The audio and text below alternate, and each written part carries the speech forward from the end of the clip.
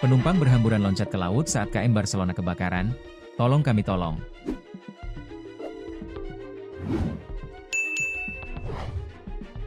Kepanikan terjadi di dalam kapal KM Barcelona VA yang berlayar tujuan Talaud Minahasa Utara karena kebakaran.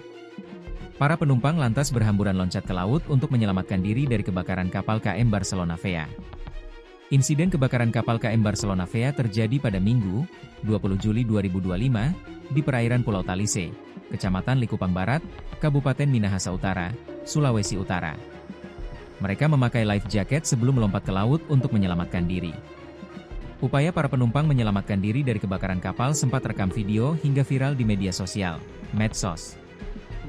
Salah satu akun medsos Facebook Glenn Damar WSW yang membagikan video situasi itu menyebut bahwa mereka membutuhkan pertolongan.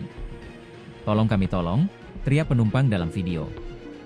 Diduga api kebakaran kapal itu berasal dari D3 KM Barcelona VA. Dalam peristiwa tersebut, ada juga anak-anak dan bayi yang menjadi korban. Hal itu menjadi viral di media sosial Facebook. Salah satunya adalah video seorang lelaki dewasa yang menggendong anak kecil. Lelaki tersebut menggunakan life jacket sambil menggendong sang anak. Anak tersebut tak menggunakan life jacket. Selain itu, anak tersebut terlihat beberapa kali batuk. Hingga saat ini belum diketahui apakah mereka orang tua dan anak.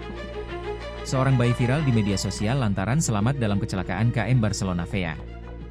Bayi tersebut ternyata adalah penumpang KM Barcelona VA yang selamat dari kecelakaan di perairan Pulau Talise, Kabupaten Minahasa Utara, Sulawesi Utara, Minggu, 20 Juli 2025. Bayi tersebut diselamatkan oleh warga Pulau Gangga.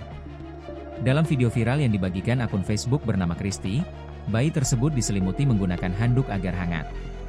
Ada bayi 3 bulan salah satu penumpang kapal kebakaran, sudah diamankan warga Gangga, sedangkan orang tuanya belum ditemukan, tulis akun tersebut. Hingga berita ini diturunkan identitas bayi tersebut belum diketahui, namun sudah diselamatkan.